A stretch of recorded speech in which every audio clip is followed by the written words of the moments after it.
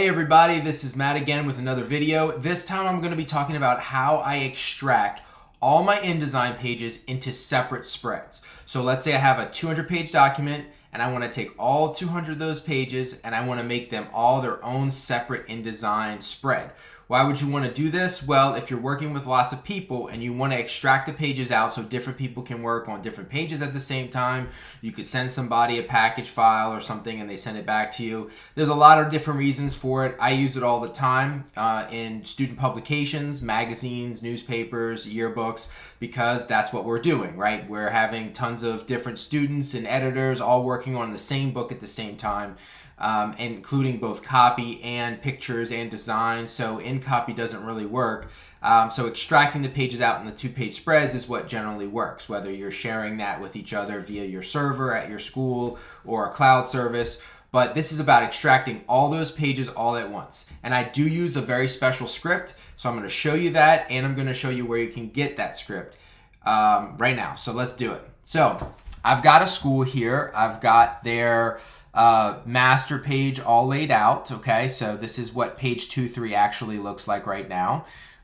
They chose their paragraph styles here for their publication. They chose their swatches. It's all loaded in there, as well as the preflight profile that's down here for that particular school. So I have it all loaded in here ready to go. But the school did tell me that they wanted to pad these page numbers. So real quick, I'm just gonna hop on over to this master page, and it shows up as an A because it's a special character.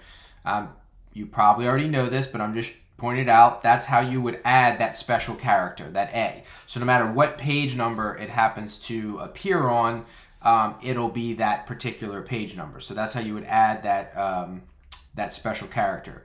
But because they want to pad it, I'm going to come up here on my pages panel. This is my little pages panel. On this little caret, people call that sometimes. I'm going to come up here and it says starting page number 2. So this document starts at page 2. And I'm going to do this scroll down and I'm going to pad it with zeros. So since this book is only going to be about 200 pages, I only need 2 zeros to pad it like that. So I'm going to hit OK. So it pads it here, but it also pads it when I actually see the page. So as you can see here, got it there. Now I have my little let's see, this is my little marker here that I used to make sure that everything was aligned. I'm going to go ahead and delete that. All right, now this book is actually, so I'm going to come down here to my, so everything is all set for me. The book is actually, is all set, ready to go. I know it's a 200-page book, so I'm going to go ahead and put number of pages. I'm going to hit OK. I'm going to change my starting page number to page 1. So normally when I'm just getting all the settings right, I'll just do a page 2-3 so they see the spread. We get the folio art. We get everything loaded inside the document. So we're ready to go. So now I have this 200-page file. Okay.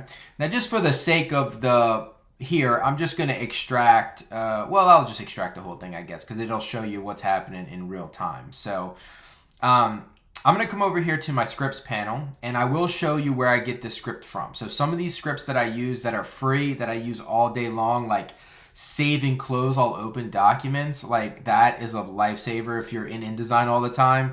Package, you can package books while preserving folder structure. There's all kind of really cool scripts in here. So I'm just going to focus on the extract pages one here.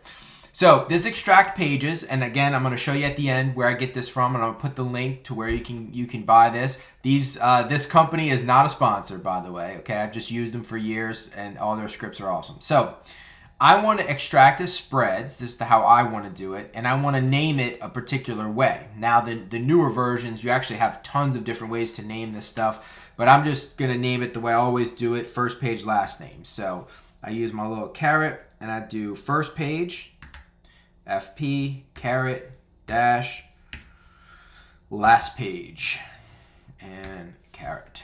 So I do want to create a book file of all my stuff when it's all done, and I do want to save it to my desktop here. And I'm gonna just put extracted, so I know where I'm sending this. All right. So I want all the pages. I want them in spreads. I want first page, last name, first page, last page, and I want to create the book. So I'm going to go ahead and hit extract. And this thing is going to start doing its thing. While it's doing that, I'm going to come over here and just show you what it kind of looks like here in real time. So in the extracted pages, you can see it's actually extracting them out. So it's called 2, 3, 4, 5, and it's actually adding those zeros there because I padded those numbers. So it adds those zeros there, which if you're using some cloud services, that actually helps keep the pages in alphabetical.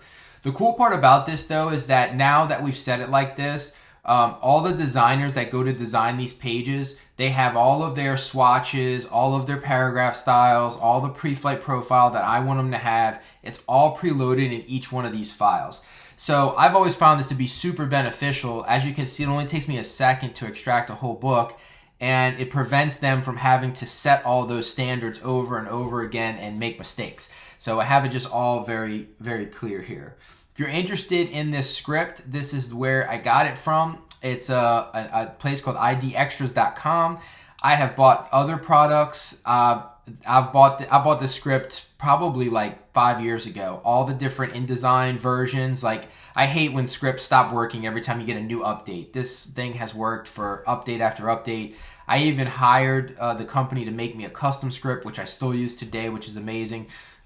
Very nice guy that I dealt with. He's probably the owner, but I don't know. But anyway, as you can see, this new version actually has more naming options. Like, so your custom naming options are a ton more, and you can also export the different settings. So you can export pages as JPEGs, as PNGs, interactive PDFs,